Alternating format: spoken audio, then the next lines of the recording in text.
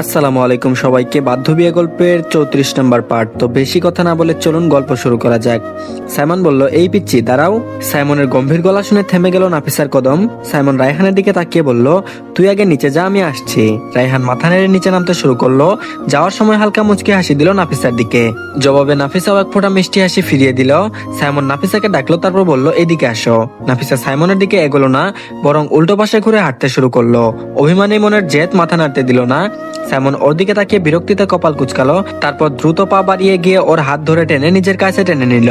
নাফিসার শরীর একেবারে ধাক্কা খেয়ে মিশে গেল ওর বুকের সাথে। সাইমন ফিসফিস করে বলল, দিন দিন তুমি জেদি জেদি, একদম জেদি হচ্ছ। অপ্রস্তুত নাফিসা চমকে উঠলো, তারপর ছটপট শুরু করলো সারা পাওয়ার জন্য। নাফিসা বলল, ছাড়েন, কেউ চলে আসবে, খারাপ ভাববে। সাইমন চোখ শুরু করে তাকালো, গলায় ধমক নামলো, তারপর বলল, এমন ছোটাছুটি করছো কেন, কি হলো? নাফিসা ভয়ে গলা নামিয়ে বলল, ছাড়েন বলছি। সাইমনের দৃষ্টি আরো গভীর হলো, তারপর বলল, বেশি কথা বলো না তুমি, চুপচাপ স্থির হয়ে দাঁড়াও। শব্দগুলো কানে বাজতেই নাফিসা থেমে গেল, তবু ওর চোখে অভিমানের স্রোত জমে উঠলো সাইমনের বকা শুনে। সাইমন এক হাত বাড়িয়ে নাফিসার কপালে হাত রাখলো, তাপমাত্রা মাপলো, তারপর মনোযোগ দিয়ে মুখের দিকে তাকালো। সকালের আলোয় ওর মুখটা অদ্ভুত সুন্দর লাগছিল। ঘুম ভাঙার পর একটু ফুলা ফুলা চোখ, ঠোঁট ভেজা আভা, যেন নিষ্পাপ একটা ফুল। সাইমন কয়েক মুহূর্তে তাকিয়ে রইলো, তারপর ধীরে ধীরে হাত ছেড়ে দিল।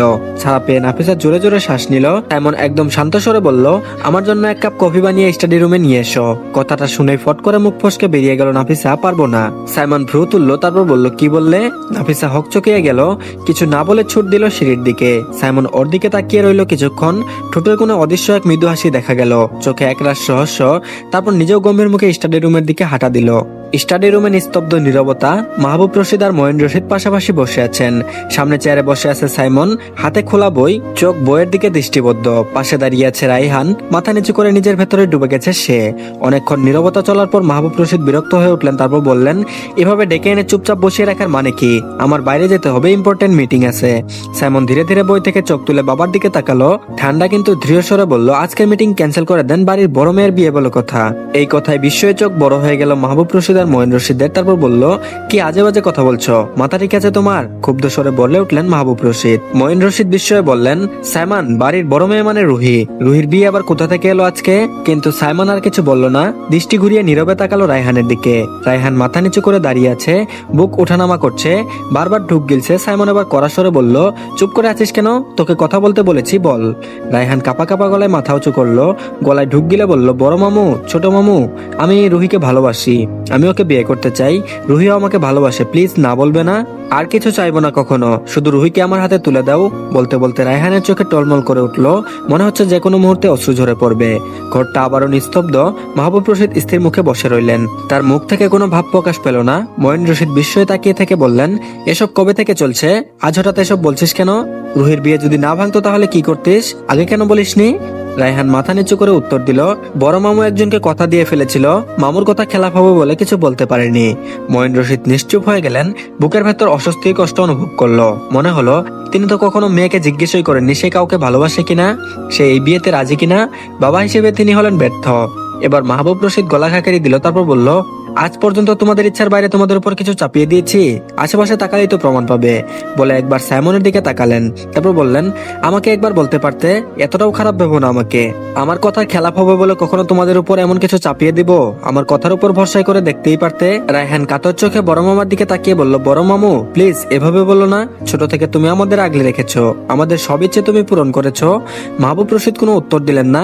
এবার তিনি একজন গৃহকর্মীকে ডাক দিলেন, তারপর বললেন, উপরে গিয়ে রুহিকে নিয়ে আসো, আর বাড়ির বাকি সদস্যদেরকেও ডেকে আনো। কিছুক্ষণের মধ্যে সবাই উপস্থিত হলো।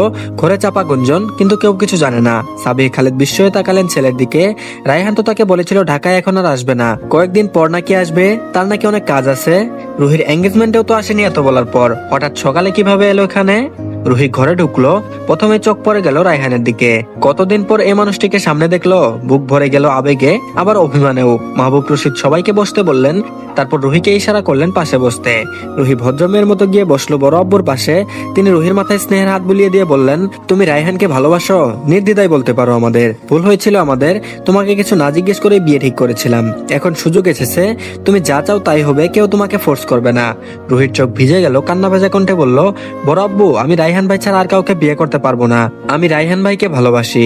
রায়হান মাথা তুলে রুহির দিকে তাকালো, চোখে অপরাধ বোধ। যে মেয়েকে ভালোবেসেছে তার কথা সবার সামনে মাথা উঁচু করে বলতে পারিনি, নিজেকে আজ মনে হচ্ছে এক কাপুরুষ, তার জন্য রুহিকে এত কষ্ট পেতে হয়েছে। ঘর ভরে গেল বিস্ময় আর আবেগে। সাবিহা খালেদ প্রথমে অবাক হলো, পরে মুখে হাসি ফুটলো।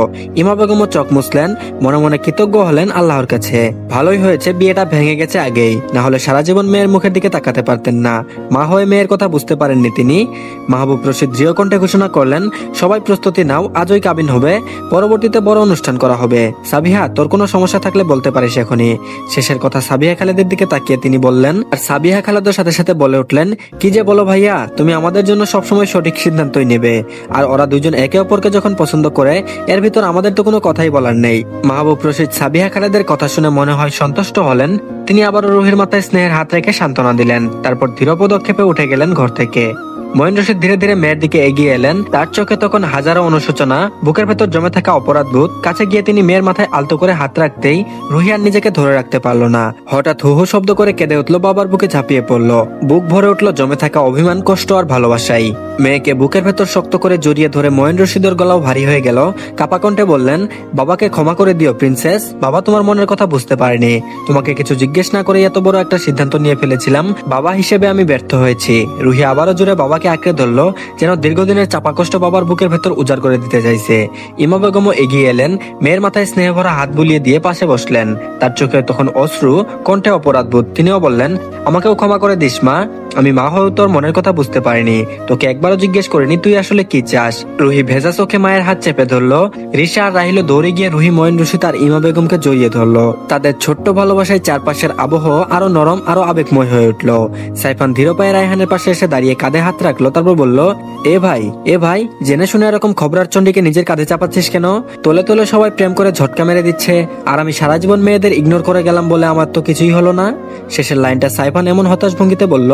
রায়হান এবার চোখ ছোট ছোট করে সাইফানের দিকে তাকালো, তারপর বলল, এভাবে ছোট ছোট চোখ করে তাকাচ্ছ কেন? আমি একটু কান্না করে আসি, বলে সাইফান মজা করতে করতে রুহিদের দিকে এগিয়ে গেল।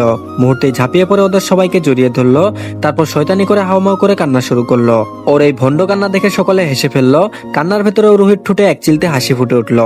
নাফিসা, আফিয়া বেগম আর বিলকিসারা বেগম পাশে দাঁড়িয়ে সাইফানের খুনসুটি মজা দেখছিল। হাসির ভেতরে হঠাৎ নাফিসার চোখ সরে গেল এক পাশে বসে থাকা সাইমনের দিকে। সাইমন নিঃশব্দে ওর দিকে তাকিয়ে আছে, দৃষ্টি যেন একেবারে ভেদ করে যাচ্ছে নাফিসার বুকের ভেতর। মুহূর্তেই নাফিসা অস্থির হয়ে উঠল, সে তাড়াতাড়ি আফিয়া বেগমের আড়ালে চলে গেল, কিন্তু কৌতূহল সামলাতে না পেরে আবারও মাথা বের করে উকি দিল। সাইমন এখনো একই ভঙ্গিতে এক দৃষ্টিতে তাকিয়ে আছে, কিন্তু এখন কপাল কুঁচকে। তা দেখে নাফিসা নিজেও ভ্রুজোড়া কুঁচকালো। এই সময় বিলকিসারা বেগম গম্ভীর গলায় সবাইকে উদ্দেশ্য করে বললেন, অনেক হয়েছে, যেহেতু আজকেই কাবিন হবে, আমার মনে হয় সবাইকে কাজে লেগে পড়া উচিত। এভাবে দাঁড়িয়ে বা বসে থাকা ঠিক হবে না। সবাই ধীরে ধীরে ছড়িয়ে গেল, ব্যস্ত হয়ে উঠল বিয়ের প্রস্তুতিতে। রুহি আজ বউ সাজে রায়হানের পাশে বসে আছে। রায়হানের ডান দিকে বসে আছেন সাবিহা খালেদ, আর রুহির বাঁ পাশে বসে আছেন মঈন রশিদ। রুহি বাবার হাত শক্ত করে ধরে রেখেছে। সামনে বসে আছেন কাজী সাহেব, বিয়ের কাগজপত্র নিয়ে তিনি ব্যস্ত। আর কিছুক্ষণের মধ্যেই কাবিন পড়ানো শুরু করবেন। পরিবারের বাকি সদস্যরা সবাই উপস্থিত, তাছাড়া কেউ নেই তেমন। রোশানা আর আবিররা নেই, গতকালকেই তারা ফিরে গেছে। যদিও আজকের জন্য তাদের ডাকা হয়েছিল, কিন্তু ওরা কাজের কারণে আসতে পারেনি। এক পাশে দাঁড়িয়ে আছে রিশা, নাফিসা আর জারিন। তিনজন মিলে ফিসফিসিয়ে প্ল্যান করছে কিভাবে রায়হানের জুতা চুরি করা যায়। ওরা মূলত দুই ভাগে ভাগ হয়ে গেছে, মেয়ে পক্ষ আর ছেলে পক্ষ। মেয়েরা নিজেদের দলে আর ছেলেরা ছেলে পক্ষ হয়ে দাঁড়িয়েছে। রাইমা অবশ্য কোনো দলে যোগ দেয়নি, তার এসব করার সময় নেই। সে বারবার চারিদিকে তাকাচ্ছে, সাইমনকে খুঁজছে, কিন্তু সাইমন এখনো এসে পৌঁছায়নি। এদিকে সাইফান, রিদওয়ান আর রাহিল হেসে হেসে এগিয়ে গেল নাফিসাদের দিকে। চোখ ছোট ছোট করে তাকিয়ে সাইফান বলল, কি প্ল্যানিং চলছে শুনি দেখি, আমরাও একবার মাথা কামাই। এই কথা শুনে জারিন চোখ উল্টে উত্তর দিল, আমাদের প্ল্যান তোমাদের জানাতে যাব কেন? যাও ওখান থেকে আগে নিজেদের দলের দিকে খেয়াল রাখো। সাইফান ঠোঁট বাঁকিয়ে জারিনের দিকে তাকিয়ে বলল, তোমাদের প্ল্যান এমনিই ব্যর্থ হবে, জুতার উপর পাহারা দিয়ে রাখবো, তখন দেখবো কিভাবে চুরি করো। জারিন সঙ্গে সঙ্গে কোমরে হাত রেখে বলল, এই যে অত আত্মবিশ্বাস দেখিও না। রিদওয়ান বলে উঠল, আমরা না, তোরা বেশি আত্মবিশ্বাস দেখাচ্ছিস। এবার রিশার সামনে এগিয়ে এসে রিদওয়ানের দিকে তাকিয়ে বলল, তোরা আমাদের প্ল্যানিং এখানে শুনতে এসেছিস, আবার বেশি বড় বড় লেকচার দিচ্ছিস। রিদওয়ান হেসে বলল, আমাদের খেয়ে দিয়ে কাজ নেই তো, পচা মার্কা প্ল্যানিং করছিস তা শুনতে আসবো? তোরা এমন করে কথা বলছিস যে তোদের আওয়াজ পাশের বাড়ি থেকেও শোনা যাচ্ছে। রিশা চোখ কুচকে রাগী ভঙ্গি করে বলল, তুই একেবারে বেয়াদব, এখনই কিন্তু তোর কান মুচড়ে দেবো। সাইফান বুক ফুলিয়ে বলল, এই শুটকি চুপ থাক, বেশি কথা বলা শিখে গেছিস, আগে জুতা চুরি করে দেখা। জারিন চোখ উল্টে উত্তর দিল, আরে আমি বলছি, তোমাদের বোকা বানাতে 5 মিনিটও লাগবে না। আফিয়া বেগম তাড়াতাড়ি করে বলে উঠলেন, ওই তো তেহ চলে এসেছে, এবার তাহলে বিয়ে পড়ানো শুরু করে দেন কাজী সাহেব। রায়হান এতক্ষণ সাইমনের জন্য বসেছিল, সাইমন আসবে তারপরে বিয়ে পড়ানো শুরু হবে। এতক্ষণ ওদের ঝগড়া খুনসুটি শুনে ঠোঁটের কোণে মৃদু হাসি ঝুলিয়ে রেখেছিল ও। আফিয়া বেগমের কথা শুনে নাফিসার দৃষ্টি সাইমনের দিকে গেল। সাইমন আজকে সাদা পাঞ্জাবি পরে এসেছে, সেই সরল রূপে যেন আরো গম্ভীর আরো দৃঢ় লাগছে তাকে। নাফিসা কিছুক্ষণ এক দৃষ্টিতে তাকিয়ে থেকে আবারও দৃষ্টি সরিয়ে নিল, তারপর রিশাদার সঙ্গে গিয়ে বসে পড়ল। অবশেষে সাইমন এগিয়ে এসে কোনো দিকে না তাকিয়ে একপাশে গিয়ে চুপচাপ বসে গেল।